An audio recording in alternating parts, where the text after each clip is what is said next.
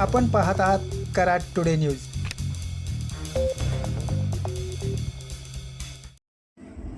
पुणे बेंगलोर राष्ट्रीय महामार्गावर उंब्रज शिवडे तालुका कराड येथील मांड नदीवर नव्याने बांधण्यात आलेले 2 पूल लवकरच वाहतुकीला खुले होणार आहेत। मात्र या कामामुळे उंब्रज मसूर फाटा येथील पुलावरील वाहतूक गेल्या 4 महिन्यापासून बंद ठेवत ती सेवा रस्त्यावरून सुरू आहे। सध्या मांड नदीवरील नव्या पुलाच्या दोन्ही बाजूला भराव टाकण्याचे काम सुरू आहे। मात्र सदरचे काम संत गतीने सुरू असल्याने हे काम कधी पूर्ण होणार अशी विचारणा वाहनधारक करू लागले आहेत।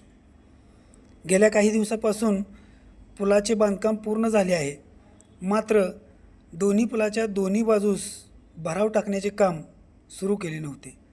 मात्र 4 दिवसापासून सदर भराव टाकण्याचे काम सुरू करण्यात आले आहे, परंतु या कामाला म्हणावी अशी गती नाही।